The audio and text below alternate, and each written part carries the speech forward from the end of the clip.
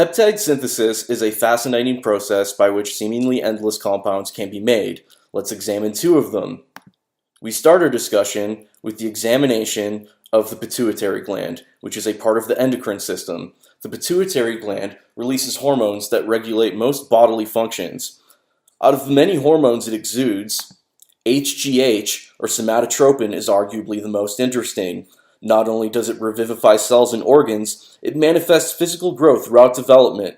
When it hits the liver, it is rendered into exotic growth factors, including IGF-1, or insulin growth factor 1, one of particular interest in people who do sports or bodybuilding, because it goes to the muscle that's been damaged, and it creates hyperplasia. It proliferates the muscle cells. Certain hormones, or their physiological functions, can be mimicked by well-designed amino acid chains, known as peptides.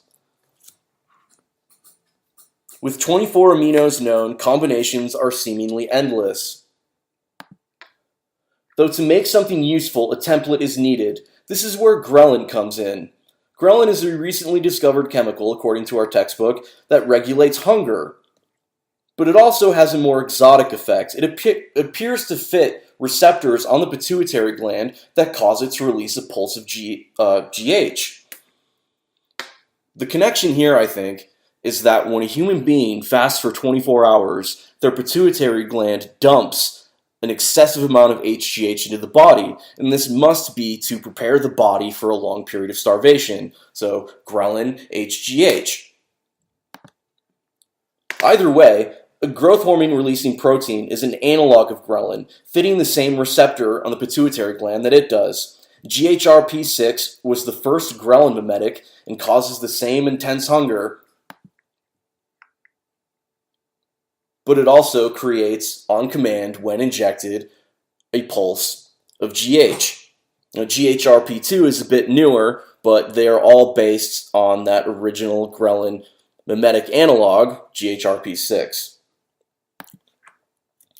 Another naturally occurring chemical was discovered when examining ghrelin's effect on the body, and it's called growth-releasing factor 1-44. It gets this name because it is a peptide chain made of 44 component amino pieces. Analogs were created to mimic and improve upon it. A GHRH cannot create a pulse, but it can compound one and suppress somatostatin. The trick is you have to know when your body is having a GH pulse. But the concomitant administration of both has compounded effects, here seen. And it is roughly equal to 8 insulin units of exogenous HGH. Contraindications are the consumption of lipids or carbohydrates within 2 hours of injection and within 20 minutes after. Histamine antagonists also seem to do something in the brain that prevents the release, though I haven't found solid evidence of this. It just is what happens when someone takes L-arginine, which is another GHRP. 8 grams or more will induce a GH pulse, but if you have an antihistamine, it doesn't work. The side effect profile is exactly the same as injection of exogenous HGH, and these side effects are temporary and benign.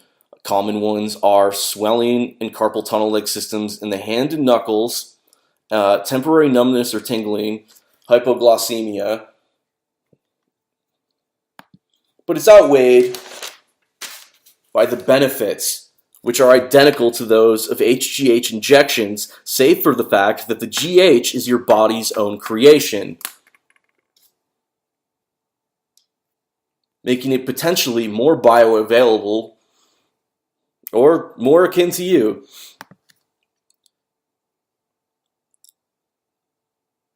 Indicated treatments are on the left and estimated future ones are on the right. I say estimated because here is a list of other growth factors that are produced by HGH splicing in the liver.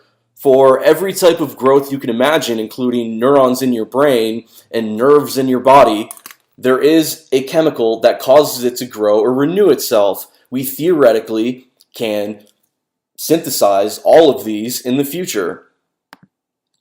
Please pause here to read what I have written, for it exceeds the time, but I think it's important.